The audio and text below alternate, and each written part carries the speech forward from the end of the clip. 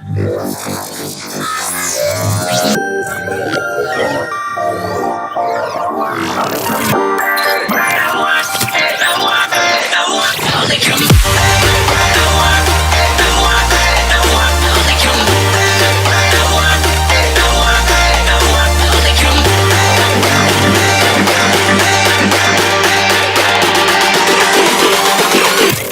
this at maximum power.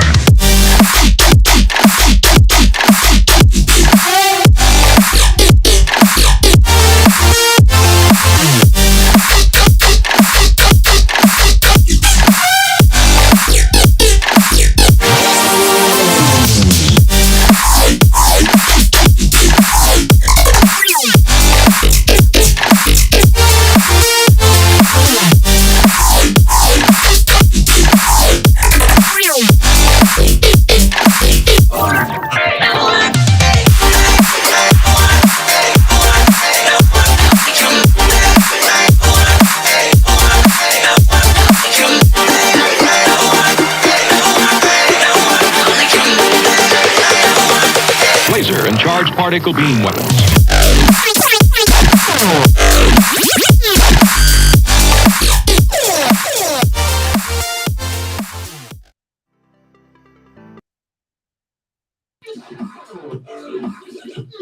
Good morning, gents. I have music playing in the background, so you have to excuse that for a minute. Something's playing in my head, so that's on me.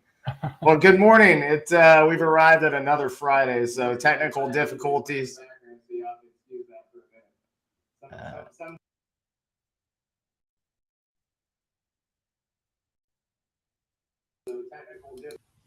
Greg, I'm going to let you take this away for just a minute while I fix this in my end. Yeah, no problem. Yeah, it's a pleasure to be here. Happy Friday to everybody. This is episode, 18 now, Jeff? Holy cow, things are flying by. We got a fascinating guest for you guys today. Definitely plop your questions in the chat. We got Chris Foulon. You guys are probably familiar with Chris. I was on his podcast, Breaking into Cybersecurity, a few months back. It's been one of the biggest opportunities from people continuing to come to me and say, I saw you on this podcast. I think you guys are doing great things. Would love to, build a relationship. Chris is really a community builder, mentor to many of us, obviously a cybersecurity expert. So he is the full trifecta in our mind. And I'm really looking forward to the discussion. Chris, thanks so much for joining us. I think it'd be great just for the audience here to hear a little bit about kind of your background, some of the impacts you're looking to make on your community going forward. Absolutely. Thank you for having me on, and it was an honor having you on my podcast. A little bit about my background. Came from IT help desk and eventually moved my way into cybersecurity. I found that I loved helping people achieve what they wanted to do in a secure way. It started from in the help desk with folks having their passwords on post-it notes and kind of just teaching them a better way. And as we went along the way with digital transformations, companies moving to the cloud, it's been a continuous journey for me. No, I love it. Yeah, you've seen a lot. You've seen things develop in this industry. Obviously, both as a leader and a practitioner. I think a lot of people only see one of those sides. You either see the business side or you see the practitioner side. And I think you're one of those key folks who are breaking down barriers in that avenue to kind of elevate, leaders, whether they're pivoting from, a business area, pivoting from something, technological, more on the technology side, or coming out of the military. There's a lot of impact there from folks who have a lot of valuable expertise to bring to the table that is untapped commonly. And I think, you're one of those folks that come to mind for me that are breaking through and lowering those barriers, which is what this industry really needs from our standpoint. Got a couple questions in the chat here. See, Simon, appreciate you joining us. Good to see you as well. Appreciate the heart. Gives me a little bit of a warm hug this morning, so I appreciate that. See Paul Cummings in the chat.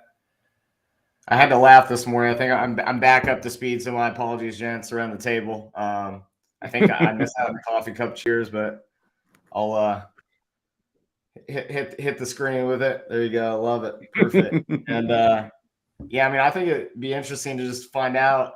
Chris, you have a plethora of experience. We met, years ago. This is the first time meeting digitally, so it's great to see you face to face time. But just how you got into the kind of coaching realm, what that driving function was, and where you guys are headed next would be helpful. I'd say it's something that has been within me forever.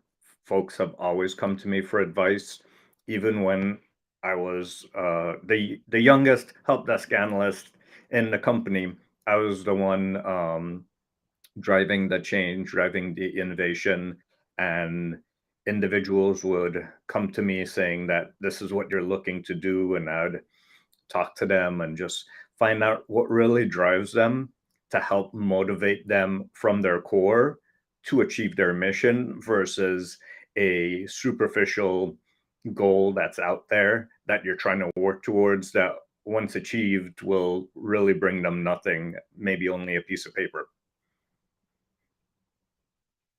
Yeah, I mean, we talk about this all the time, finding your why, what your reason that really gets you out of bed in the morning, put your feet on the ground, really getting to the heart and soul of your passions. And then when it comes to cyber, taking I want to get into cyber and translating into what role in cyber, what roles out of 150 plus roles there are. Definitely value the perspective, the experience, and the guidance and leadership that you bring to the table in your mission there and outside as a practitioner.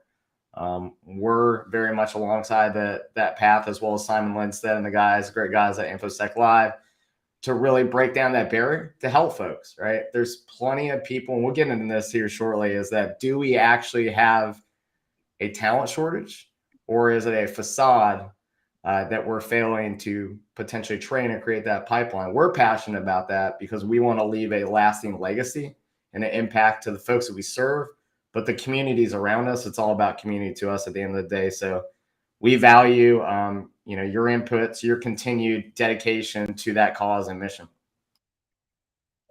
I'd say my mission, right, is developing the leaders of tomorrow. And that could be someone leading as an individual contributor. It could be someone leading a team or leading an organization. I like to work with them to figure out what makes them unique and what unique values they can bring to their organization, their team, or even their future employer, and help bring that out of them. Yeah, I think that's one of the things I think don't happen enough within a company model, because cybersecurity is still early on. Obviously, we have leaders that have been in this space, 20, 30 years, potentially even more. It's such a rapidly moving space because you're trying to stay ahead of something that you're never potentially going to get ahead of from the threat standpoint, that I think commonly the leadership and those kind of softer skills are not prioritized. And there's really, before CPF coaching, there wasn't many outlets to go there and ask the right questions. Here's where I'm at. Here are my skills. How do you suggest I build on the skills that I want to acquire? So I think it's fascinating. You saw that gap and are taking daily strides to put people in a better position. I'm sure you're learning along the way, which is, makes it a win-win. And you can better serve the people that you serve because you're learning from people of different backgrounds, people of different mindsets. So I think it's fascinating. But do you think people kind of standing around the black ball and saying there's a talent shortage, do you think that is just bringing our industry down? Or is there something we can do to kind of cut through that and say, there's really just a disconnect between X and Y? What are your thoughts there on ways forward that we can be better as industry practitioners to elevate, folks to the next level, which will overall elevate the industry? I think it's a disconnect. I think it's a cognitive disconnect between I need to run my business and achieve these results now versus, hey, this person's coming on. It's going to take them 6 to 9 months to get up to speed, no matter who they are. But they forget that even the senior experienced individuals are going to have that ramp up time as well, because each organization's unique, each system that they use is unique. So there might be experiences that they can bring, but the younger generation coming into the workforce, they're going to learn just as quickly to adapt. So recognize that both the experience and the non-experience do have that ramp up time. Think logically as to what exactly you're looking for that role to deliver, and if that's truly one role or two roles, because oftentimes with tight budgets, everyone wants everything in one, and then you'll end up spending 2 to 3 times as much on a senior individual trying to achieve that. But if you had logically cut that role down into two mid or a mid and a junior role, you could have achieved potentially more results having two people versus one.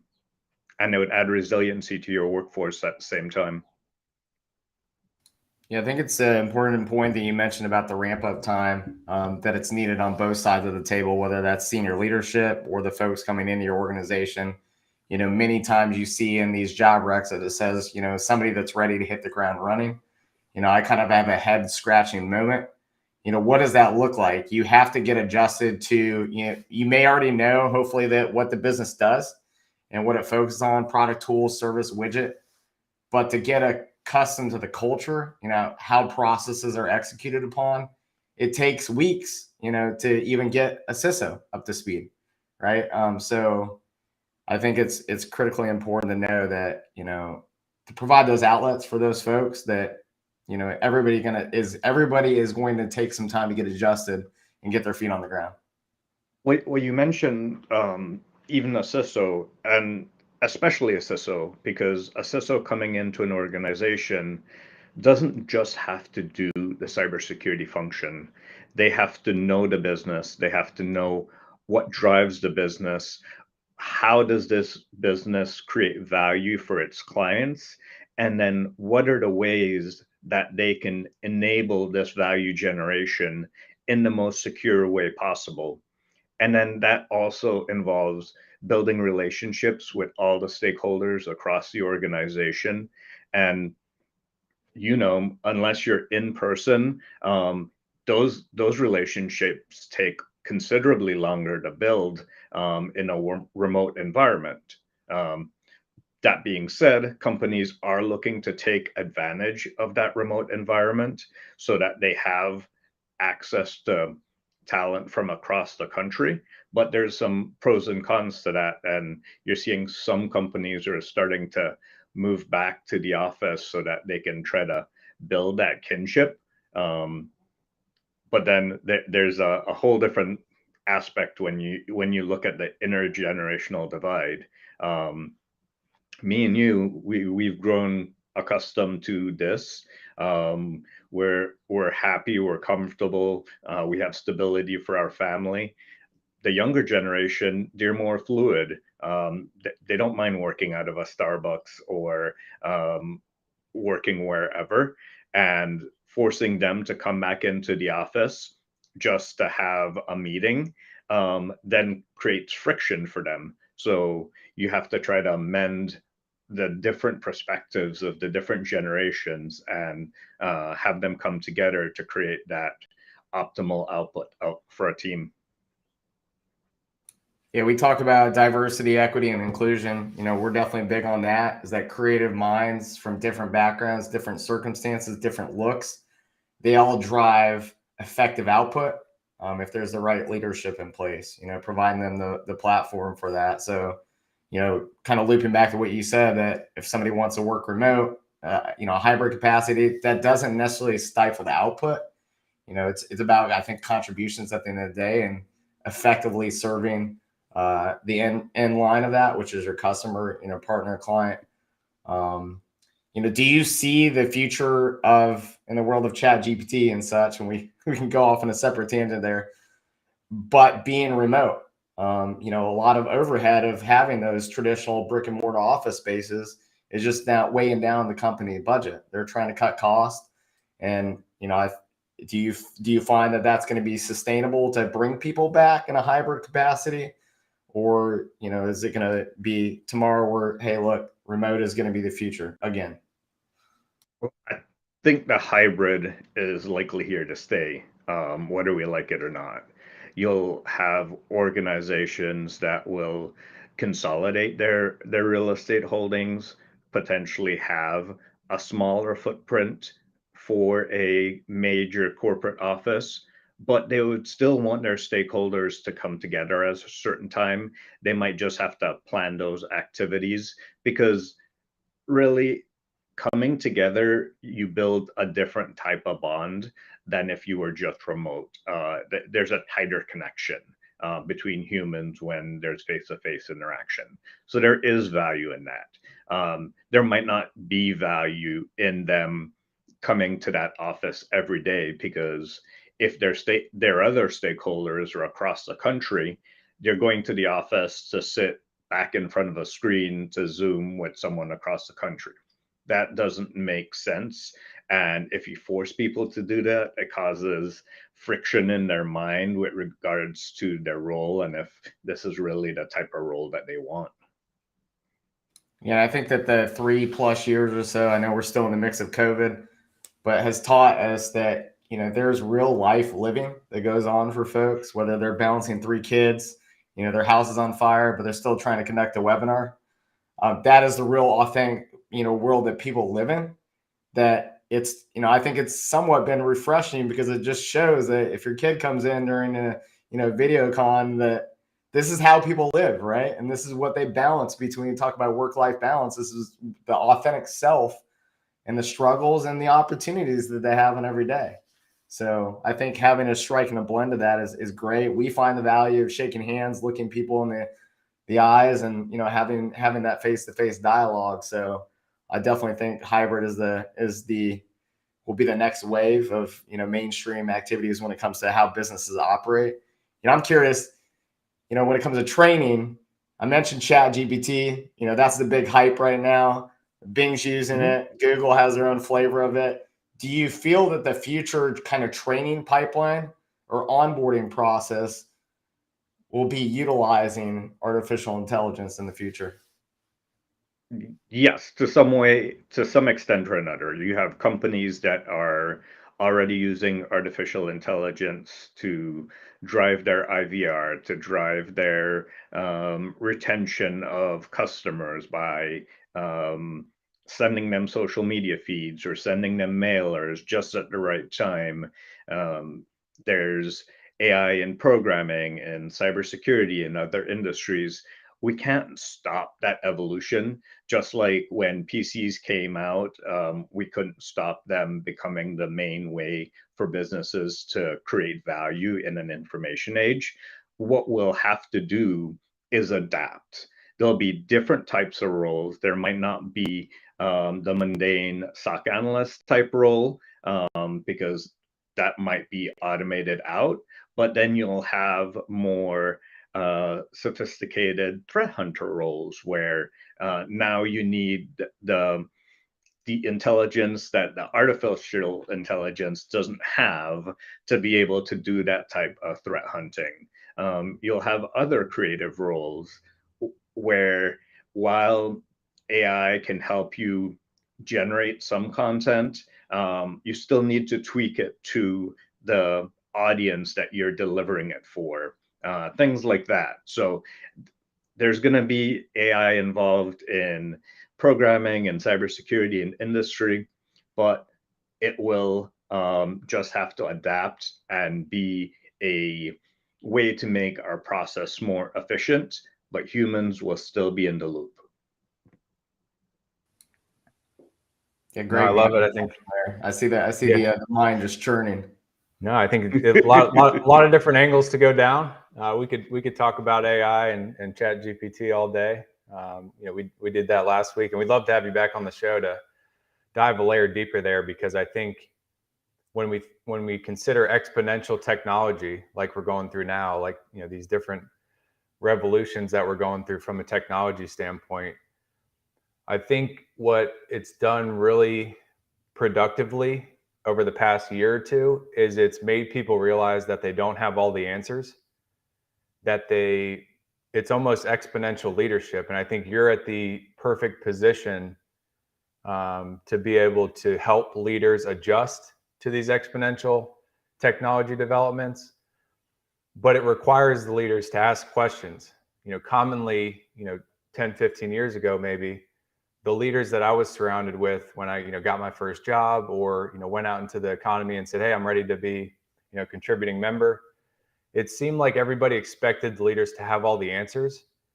So the folks on the team didn't really have the opportunity to hear questions from the leaders. Hey, what do you guys think about this? What do you think if we do a hybrid model that's, you work from home on Mondays and you come into the office Thursday, Friday? So just those types of conversations I see happening more. How do you get leaders out of the seat of I have all the answers and turn that into, now I have smart questions that I can ask the people I'm leading so that I can be a better leader for them? And that's, servant leadership at the end of the day. Part of that is the types of generations that we have in the workforce. That my parents, your parents, they were from a generation where they hid vulnerabilities. They hid that they didn't know the answer. And if you asked them questions and they didn't know the answer, they'd make you work 5 times as hard figuring it out versus telling you, I don't know, let's work it out together. Our generation has realized that our parents don't know all the answers. So let's open up and have smart questions.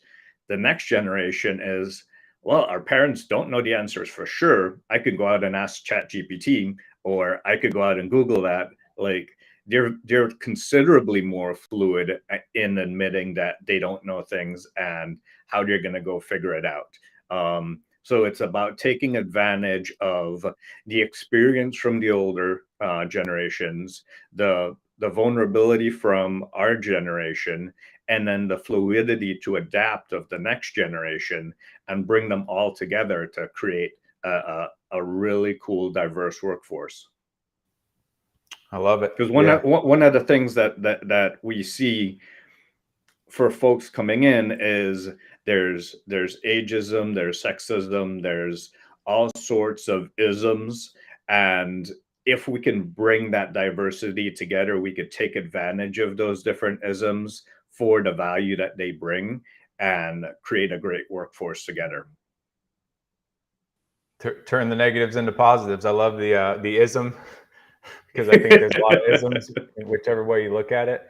But I think one of the things that I think technology is continuing to do that I'd be interested in your thoughts on is with further abilities to ask ChatGPT the question, does that put a higher wall up for us to ask the person next to us? If we can find the answer immediately and get that chemical, that endorphin shock of I got the answer to my question, or I go to the person next to me and say, hey, what are your thoughts on this? And I love your perspective. Do you see that wall continuing to get higher, or do you see strategies that you can kind of cut through that? As new people come in, you want them to ask questions, and if they can ask questions to ChatGPT, they might not ask to the leader. Well, it's again going back to the generational approach. Our approach in our generation was to ask our neighbor, ask our friend, right? That was part of our upbringing. Today's generation, they're connected to folks all over the globe. They don't need to see that there's not an expert within a 5-mile radius of them to go, oh, I know someone that is perfect at this. They happen to be in Italy or in Romania. I could just reach out and ask them. So they're more fluid in asking for help. They now have a global reach versus when we were growing up, it was more our local or regional reach.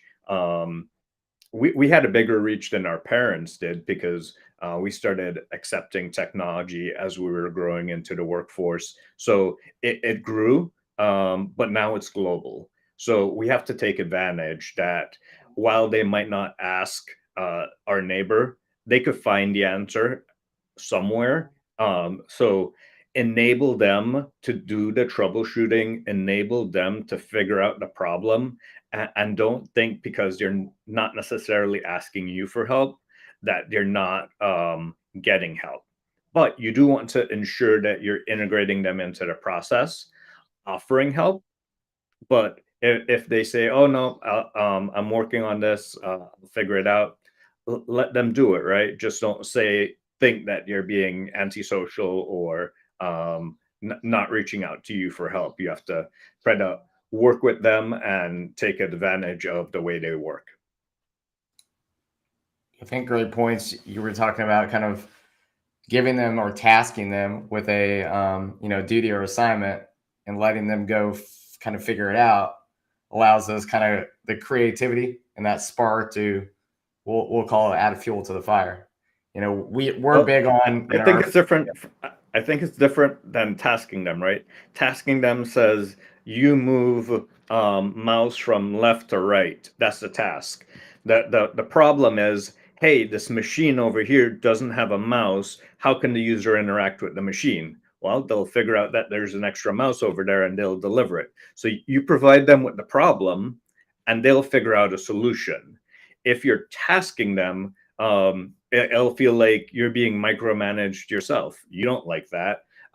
You want to problem solve. You want to show that you're bringing value to the workforce. So give them a problem, tell them why it's a problem, tell them the type of results that you're expecting, but let them figure out the middle part. Yeah, that's a good point. A refined approach to that. I guess you could say, here's what we're doing, here's what we're hoping to achieve, and then reverse engineer the goal, right? So, and then what does that look like? Let's take the first step. What's in front of you, right? Don't have to swallow the entire elephant. You just have to take that first walk forward. So, definitely good point. Leadership. Yep.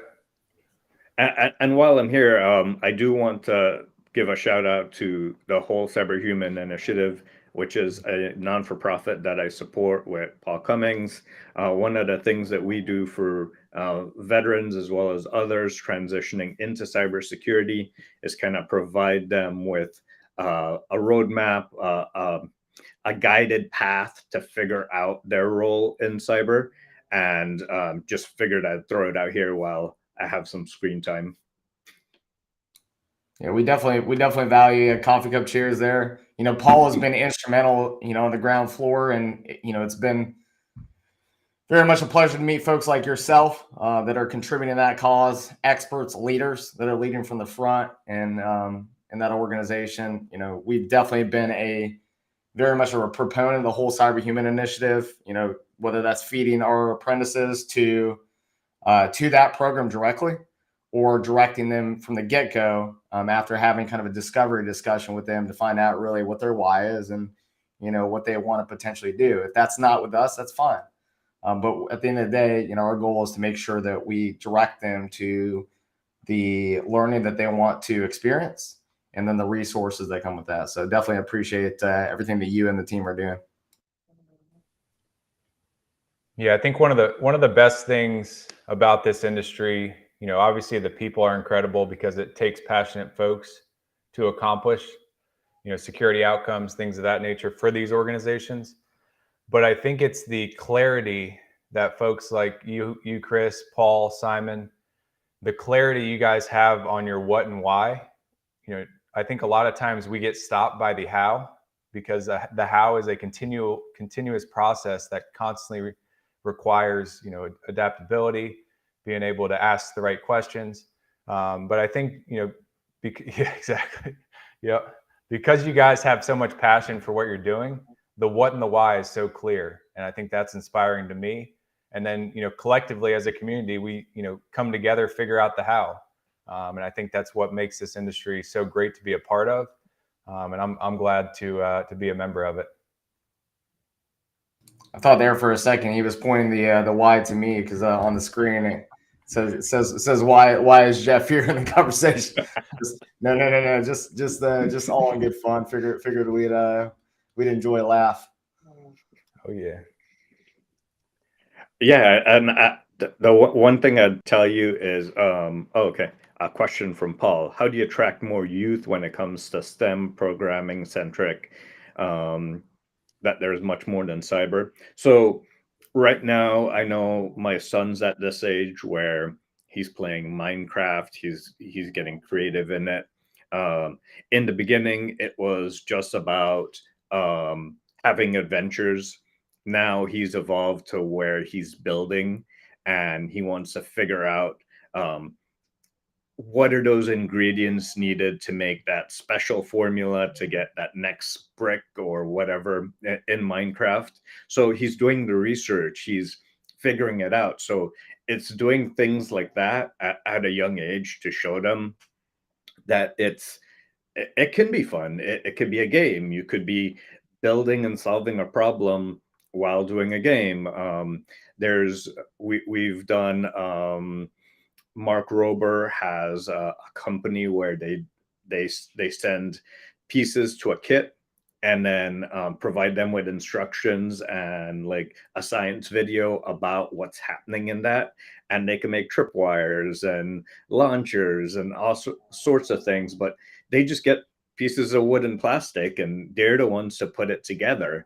And when you see that smile at the end, that yes, they got it working, that's the type of thing that we need to try to enable for everyone. And the challenge when it comes to that is that as you have individuals that might have less access to funds for things like that, less access to technology for things like that, we have to work as a society to provide those underrepresented communities with resources to be able to provide those experiences to the next generation so that they can have that interest from when they're young. Because if you introduce it by the time they're in high school, they already figured out potentially where they want to go. Oh, I want to be a nurse, a firefighter, an astronaut. They never think of cyber. They like it's the ones that have been introduced when you're younger that can do that.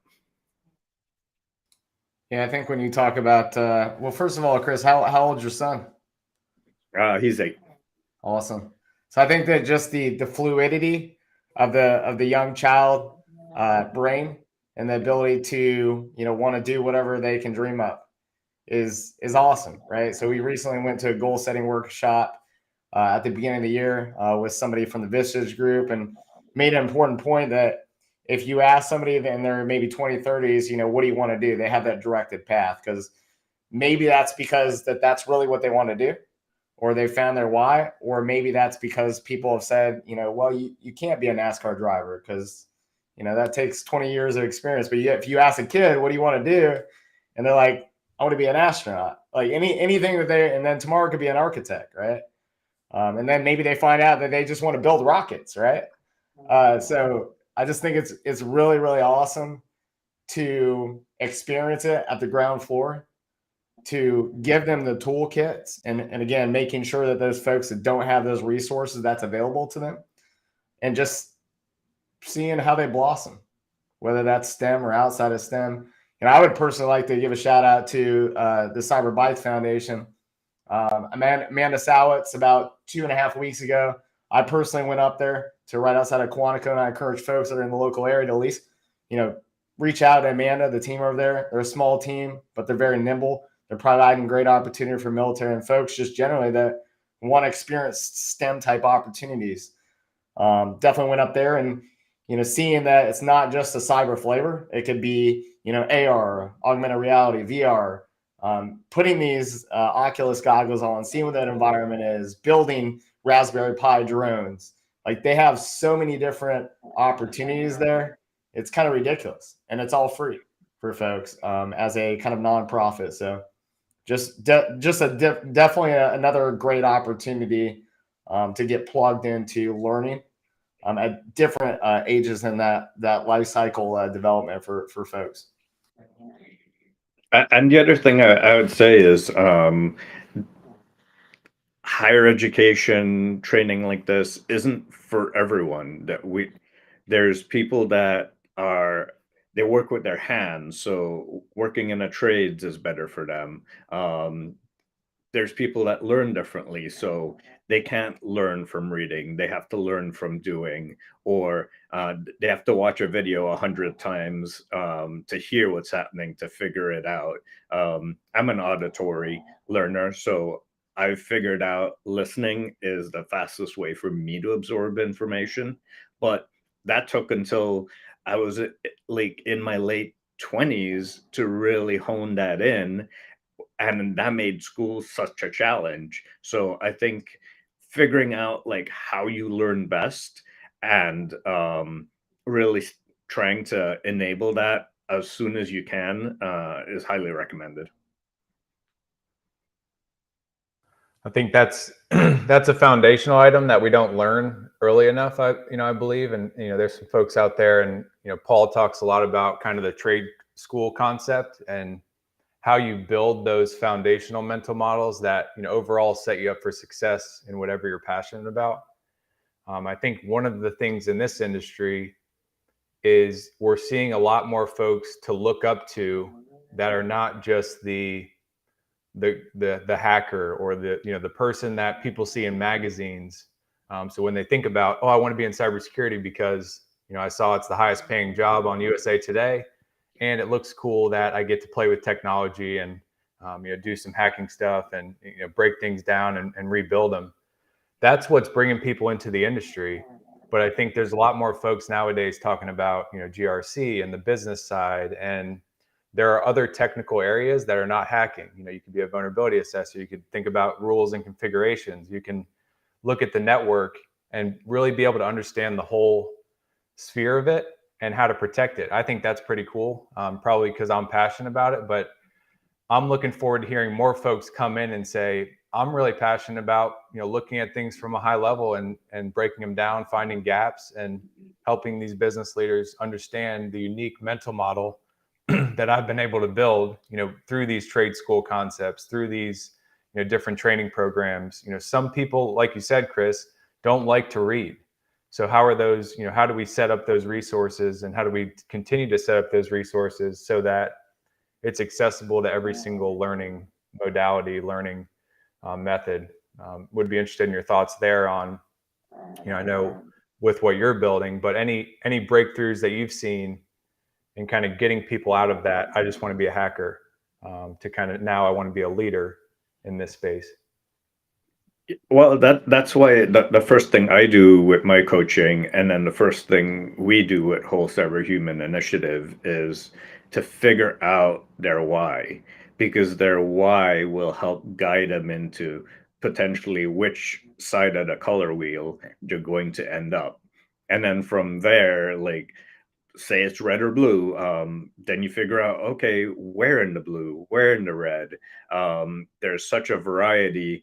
Oh no, you don't like red or blue? Okay, well, you could stand here in the middle and help the teams connect, or you could be the one running the project, or you could be the one selling the project. And while you don't do the technical stuff, you understand why it's important, how it helps the business, and then you can sell that to companies, ensuring that you're doing it securely. There's so many different aspects to it. So figuring out what their why is and starting with that helps them figure out where they want to go first. And then from there, it's really doing like a gap assessment, like you mentioned. Okay, this is where I am. This is where I want to go. This is how people see me now. This is how I want them to see me in the future. So there's your technical skills and your soft skills. Both of them have to be assessed. Your soft skills end up what creates your brand and your branding that is critical when you're looking for a new role. So as you're looking for that role, you have to put yourself in that mindset from the beginning, that I'm a cybersecurity professional from the beginning, not like, I only get that title once I get the role. No, you're a cybersecurity professional now because by the time you read one chapter in that book, you know more than a lot of people do. So let's take that information, let's harness that information. You get in that mindset that you're a cybersecurity professional now, and you're just working to continuously evolve, continuously better yourself.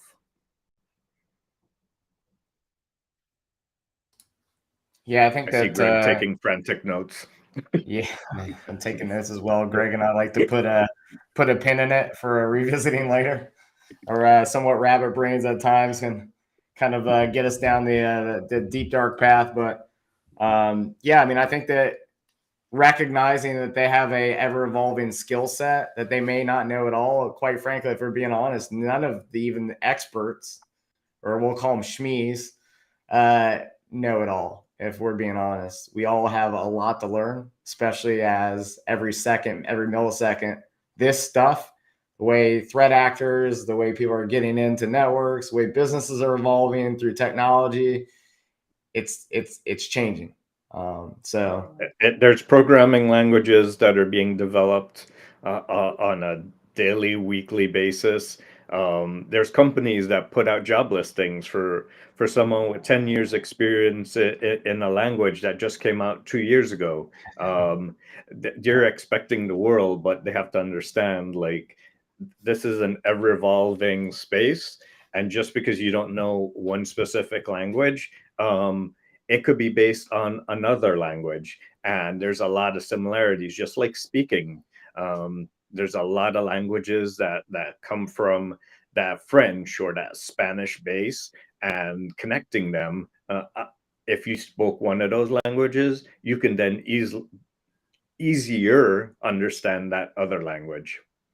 yeah, I'd even Not say easily, so. but easier. It's all right. Yeah, no, I mean, I'd say it's even as something so similar as you know a foreign language, but you don't know the local dialect, right? So you're there, but there's a parallel between the two to make you more a fluent speaker to the business, the security community, what have you. So taking that thought, looking at what the job recs are of asking for experience in something that didn't exist past X, Y, and Z years, how do the HR or human resources community and the security / business leaders better refine or work together to refine the job listings so people aren't scared away of taking that leap or trying? Well, I would say I always recommend taking a step back and figuring out what exactly you're looking for this role to achieve. And from that job listing, if you're using that as a copy paste from before, what you really need to achieve that role, and set realistic expectations. You know they're going to need to ramp up. So instead of saying, oh, these are the expectations that I have for them in 2 years, okay, let's scale that back. You know, you're not going to have all of that. So set realistically to where you want them to be now. That would provide them with the great foothold to build the rest on. And then once they see that you're investing in them, they're going to invest in you. The trouble I see is that in this I want it now, I want it today mentality, there's not any investment, there's not any loyalty between factions, employers, employees. We have to get back to being able to build loyalty, to uh, invest in each other. And that could be part of the job description. Hey, in this role, you'll be doing this, you'll be learning this, and these are the types of problems that you'll be solving for this mission, right? So now you take it from what you're learning, what you're solving, and then what sort of mission, because today's generation, they want to go solve a problem. They want to help solve world hunger or a certain disease. Or so if you're tied to one of those, show them that this is part of your focus, so that you bring out that inner mission drive in them. Yeah, big impact. We're in an impact driven industry where I don't think people get into this industry unless they have that kind of impact driving them forward. How do you help leaders kind of stay focused? There's so much to learn in this space. We see people getting into the industry. Maybe they have 20 years experience, in another industry, and they're trying to learn everything that cybersecurity embodies, which is, it's really not possible. It creates confusion for them, which can stifle action.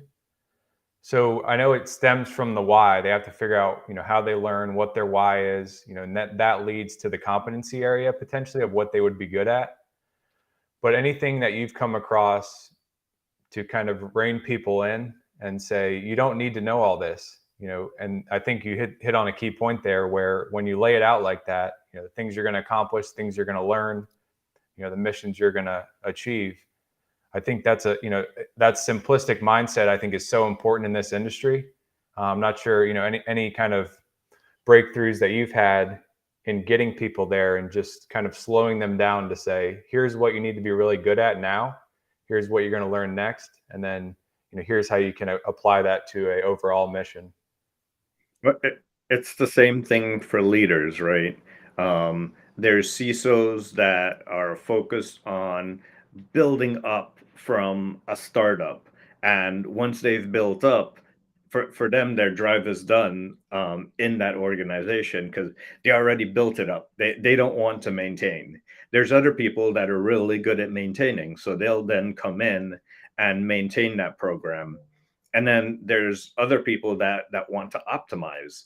They'll come in and they'll help optimize that program. So it's really figuring out like what you're good at and what problems you solve, because that's what you're going to tell that future employer. Hey, you have this problem. This is how I help solve this problem. So you're bringing me in for this problem solving ability. And then from there, you grow out to help different parts of the organization solve that type of problem. Yeah, I think switching gears here for a minute.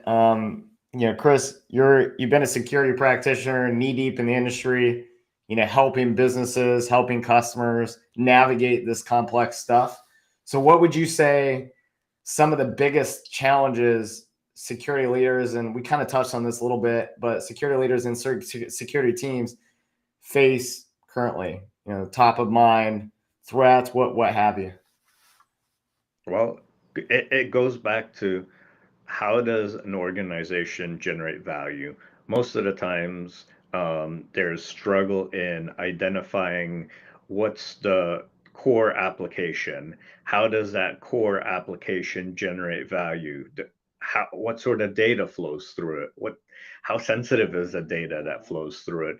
And it's really figuring out all the different pieces to the onion to peel it back to be able to secure it. So no matter how a threat actor is, they could eventually get you. But what you want to do is you want to build that resilience. You want to ensure that whether it's an earthquake or it's someone DDoSing your primary location, that you're resilient to that. You have backups in place or different strategies to tackle that.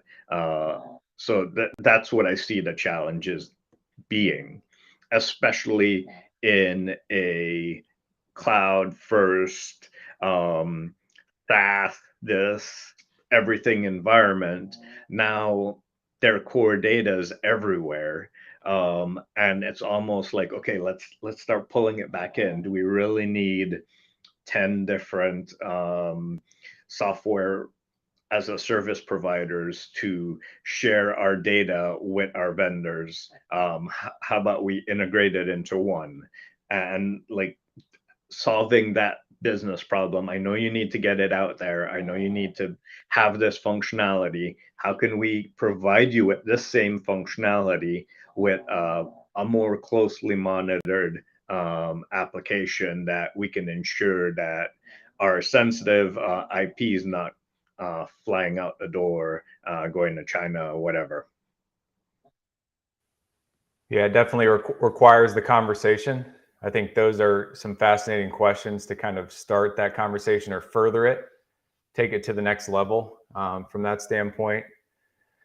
Before microservices kind of became a streamlined term in the industry when it comes to segmentation and kind of how this software as a service world, everything's as a service now, it seems like, from a technology standpoint to a delivery standpoint.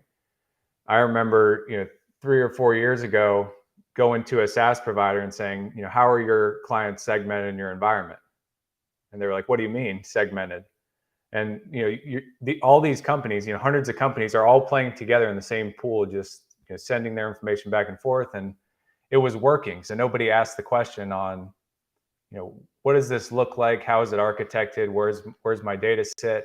How do you make sure it doesn't, intertwine with other companies, which is scary to think about from that standpoint. If you have a line item that is supposed to go through this, manufacturing line that's automated to make something, and it's the wrong SKU number.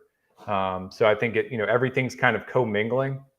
So I think it's kind of it's keeping things simple, the KISS model, but having those important conversations that you're saying and asking the questions on, you want this to work, we want it to work as well. We just want it to work in the right manner.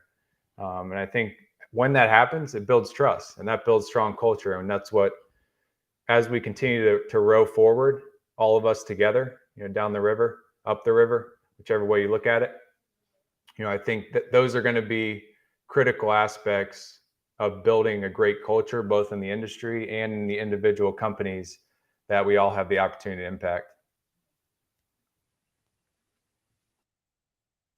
Greg, you're flowing. It's, love the thoughts there.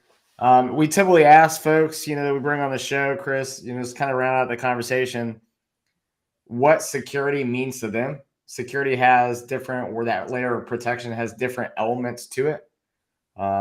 So, based on you being in the industry, what does security mean to you, Chris?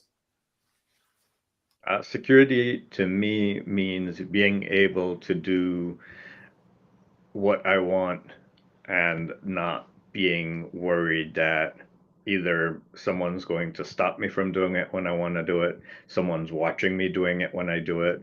And it's the same approach that I take with guiding stakeholders in the business, figuring out what they want to achieve and how to enable them to resiliently deliver that goal, that mission that you're trying to achieve on a day-to-day basis.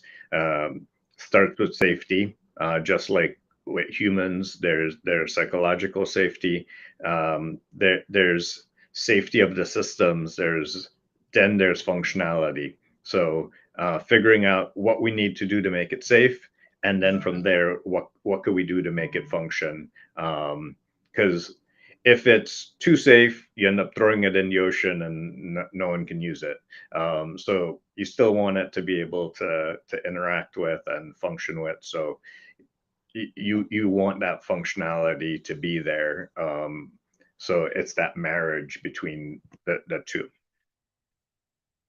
Yeah, I heard really great points. I heard on one of the podcasts listened to that, friction is always a word, that it's like usability versus security. How far do we lock down the systems is always a question. But the point being was, folks in your business typically want to do the right thing. We talk about shadow IT and people downloading software, that they ultimately want to solve the problem, right? Whatever, that's the first assignment to get there. But they don't want to natively, circumvent security controls. They just want to get their job done. So I think it's back to the security culture component, that having these open and honest conversations, eliciting feedback, making it okay to get feedback where they're comfortable to bring these, hey, this application is, causing additional 3 hours of my day that I could, better utilize X, Y, and Z area. So I think it really comes. Or hey, I see this Chat GPT thing out there. It seems like it can solve my business functions. Are we able to try it out? Sure, let's talk about what you're looking to achieve, if that is really the solution that you think it is, and then work through some of the concerns. Like if you don't understand how it's been programmed, the algorithms that go into it, and understand the biases and the variability in the way it computes its results, you could get a tragic outcome. So you don't want that to be your day one delivering to customers. So you want to ensure that you work through those concerns ahead of time, when it's in the nascent stage versus they already went out, they already paid with their personal card, because it's just $50 a month, and they connected it to your cloud service, and now it's a chat bot for the company. um, yeah, you want to have those conversations way before then. And I think it goes back to when these folks have their, we'll call it bring your own device. You know, they download it, they connect into your cloud, they have those security policies that run, and you know, whether it's Microsoft 365 or whatnot, but they also download Snapchat, and Snapchat natively asks for your location information, right?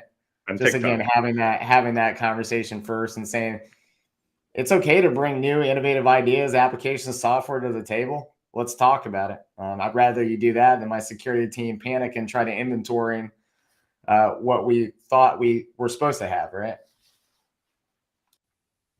Stay away from the closet. I guess people used to say in the past, you know, you stay as far away from the IT and security closet as possible, and you try to hide when you're doing anything that you think they wouldn't approve of. So I think we're breaking down some of those barriers, you know, each day. But you know, it's a cultural shift, like you've mentioned, Chris. It's been a fascinating discussion. Definitely appreciate your time. So Absolutely. Thanks for having me on, and love to come on again in the future. yeah, we'd love to have you on again. Jeff, any wrap up questions? Any final thoughts? I could talk with Chris and you guys for hours, but I value your time, and definitely appreciate you taking the time this Friday to join us and provide your tremendous insights.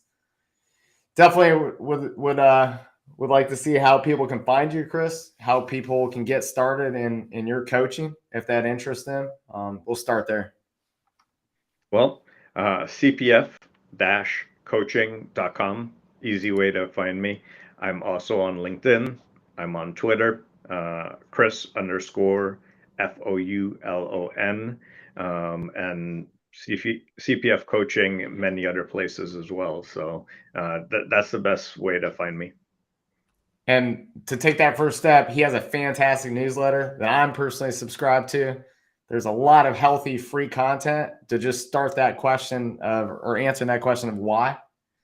And again, get your feet in there on, you know, what your cyber journey might look like and how Chris and the team, even that whole cyber human, can help enable and empower that mission.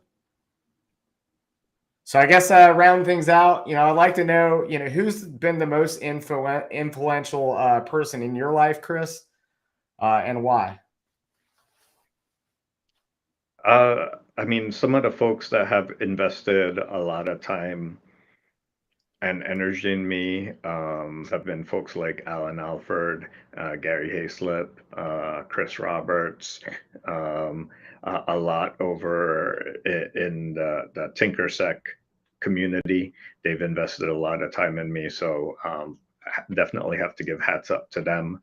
And the folks that have invested in me has been the reason why I've been investing back in others, because I feel the need to give back and to continue that on.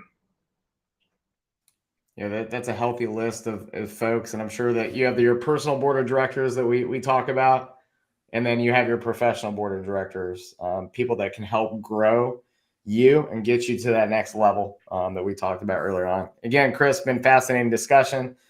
I'll leave you, gents, as we started. Coffee cup cheers. I wish everybody listening out there has a happy, healthy, and safe weekend ahead.